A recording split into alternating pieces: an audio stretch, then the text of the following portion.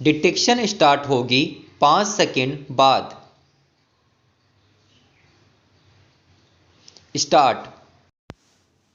आइए आज हम अपने विचारों को उस दिन तक ले जाएं जब हमने गणराज्य की घोषणा की थी। अपनी विकास की योजनाओं के संबंध में हमने वास्तव में काफ़ी प्रगति की है, परंतु क्या हम भारत के सब नागरिकों को दरिद्रता, अभाव तथा कष्ट से मुक्त करा पाए हैं? प्रकृति की शक्तियों को अपने अधीन करने और जनता के कल्याण के लिए उन्हें नियंत्रण में लाने की दिशा में भी हम आगे बढ़े हैं, किंतु हम यह नहीं भूल सकते कि कुछ महीने ही हुए हमें भारत के उत्तर पूर्वी प्रदेशों में भयानक बाढ़ का सामना करना पड़ा था, जिसके कारण यातायात के साधन छिन्न भिन्न हो गए और वहां की जनता को भारी हानि उठानी पड़ी। निसंदेह साक्षरता, प्रसार और रोगों के निराकरण के महत्वपूर्ण उपाय भी हमने सोचे हैं। यद्यपि अभी भी देश के बहुत से भागों में निरक्षरता और बीमारी पर्याप्त मात्रा में दिखाई देती है। जन कल्याण की योजनाओं को हम बराबर आगे बढ़ाते रहेंगे, यह हमारा दृढ़ संकल्प है, इसमें संदेह नहीं किया जा सकता। इन योजनाओं के पूरे होने के संबंध में जो प्रयास अब तक किया गया है उससे भी हमें असंतुष्ट नहीं होना चाहिए। फिर भी जो कुछ अब तक किया जा सका है, यदि वह बहुत चमत्कारी नहीं दिखता तो उसका कारण यह है कि अभी निर्माण कार्य जारी है और समाप्त नहीं हुआ है। राष्ट्र के निर्माण में समय की आवश्यकता होती है। आज हमारा गणराज्य दिवस है और भारत जैसे प्राचीन राष्ट्र के इतिहास में 5-7 वर्ष की अवधि एक स्वल्प काल है। आइए अब हम विगत वर्ष की घटनाओं पर नज़र डालें और यह देखें कि विकास के कार्यों और निर्माण योजनाओं की दिशा में हम कहां तक आगे बढ़ सके हैं। यदि मुझसे यह कहा जाए कि बीते वर्ष की घटनाओं का वर्णन मैं एक वाक्य में करूं, तो मैं कहना चाहूँगा कि संविधान में दिए गए निर्देशों के अनुसार हमने समस्त राष्ट्र के साधनों को ऐसे ढंग से जुटाना आरंभ कर दिया है जिससे यह स्पष्ट हो जाता है कि भारत में कल्याणकारी राज्य की स्थापना का श्री गणेश हो चुका है।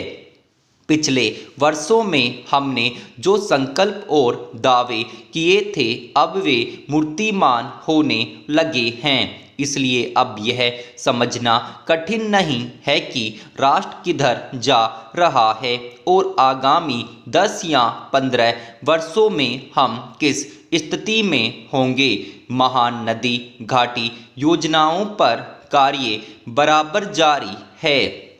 इनमें से एक योजना भांगड़ा नंगल योजना से बहुमूल्य पानी और बिजली पंजाब, पेप्सू तथा राजस्थान के भागों को मिलने भी लग गई है।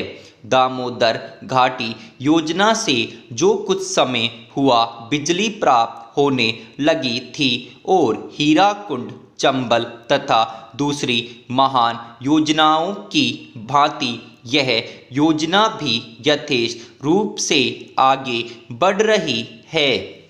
भांगड़ा नंगल योजना का प्रथम चरण समाप्त होने से अब यह स्पष्ट है कि इन महान योजनाओं के द्वारा देश में कितने महत्वपूर्ण परिवर्तन हो जाएंगे। महोदय, कोसी नदी, जिसे शोक और दुख का सूचक माना जाता है, इस वर्ष फिर अपने प्रकोप से महान हानि का कारण बनी। अब इस नदी पर काबू पाने और इसकी उपद्रवी लीला समाप्त करने के लिए भी योजना तैयार हो गई है। इस योजना की रूपरेखा तैयार हो चुकी है और निर्माण का काम हाथ में लिया जा चुका है। आशा है इस योजना के निर्माण से बड़े पैमाने पर जनसाधारण को सेवाएं उपलब्ध होंगी। जब यह नया परीक्षण सफल होगा तो महान योजनाओं के निर्माण में और भारत की महान जनशक्ति के उपयोग के संबंध में हमारी जानकारी और अनुभव में महत्वपूर्ण वृद्धि होगी। औद्योगिकरण के क्षेत्र में उन्नति, उत्पादन में और अधिक वृद्धि और भारत की प्रति व्यक्ति आय में वृद्धि विचाराधीन वर्ष की कुछ महत्वपूर्ण बातें हैं। औद्योगिकरण के साथ ही रोजगार के क्षेत्र को विस्तृत करने के प्रयत्न भी बराबर जारी हैं। कुटीर उद्योगों और घरेलू धंधों को प्रोत्साहन देकर औद्योगिकरण और रोजगार में समुचित संतुलन स्थापित करने का प्रयास किया जा रहा है।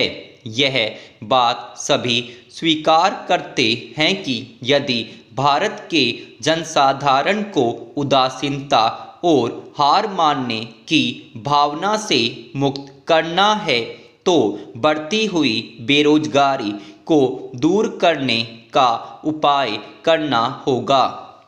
इस दिशा में घरेलू उद्योग धंधे बहुत से लोगों को आंशिक या पूर्ण उपयोगी काम देकर इस समस्या का बहुत कुछ समाधान कर सकते हैं। इसीलिए पंचवर्षीय योजनाओं में पुराने घरेलू उद्योगों को पुनर्जीवित करने और चालू कुटीर उद्योगों को प्रोत्साहन देने की व्यवस्था की जा रही है। विदेशी मामलों के क्षेत्र में हमारी सफलता और भी अधिक है। हमारी नीति, जिसे मैं सक्रिय और स्वदेशी तटस्थता की नीति कहना चाहूँगा, वास्तविक व्यवहार में किसी भी देश अथवा यहाँ के लोगों को अपना शत्रु न समझने की नीति है। इस नीति के फलस्वरूप हमें विश्व शांति के पक्ष की कुछ सेवा करने का अवसर मिला है। हम प्रसन्न और आभारी हैं कि संसार के राष्ट्रों में भारत का स्थान इतना ऊंचा है। इंडो चीन निरीक्षण और नियंत्रण अंतर्राष्ट्रीय आयोग की अध्यक्षता हमने स्वेच्छा से स्वीकार की है और हमारे नागरिक यथासाध्य उस देश में शांतिपूर्ण निर्वाचन संबंधी समस्याओं का सामना कर रहे हैं। हम सभी राष्ट्रीय अथवा अंतर्राष्ट्रीय समस्याओं का निपटारा शांतिपूर्ण ढंग से चाहते हैं। मुझे बहुत प्रसन्नता है कि भारत में फ्रांसीसी बस्तियों की समस्या शांति और सद्भावना के वातावरण में सुलझ सकी है। शांतिपूर्ण प्रणाली की सफलता का वह एक महत्वपूर्ण उदाहरण है। दुर्भाग्य से भारत में पुर्तगाली बस्तियों की ऐसी ही समस्या को सुलझाने की दिशा में प्रगति नहीं की जा सकी। मैं आशा करता हूँ कि पुर्तगाल इन बस्तियों में रहने वाले लोगों के स्वाधीनता के अधिकार को स्वीकार करेगा और फ्रांस और ब्रिटेन की सरकारों का अनुसरण करेगा। जैसे ही यह वर्ष समाप्त हो रहा है, हम अपने सबसे निकट के पड़ोसी पाकिस्तान के साथ अपने संबंधों में अपने सुखद परिवर्तन देखते हैं। पाकिस्तान के लिए हमारे हृदय में सदैव से पूर्ण सद्भावना और शुभकामनाएं हैं।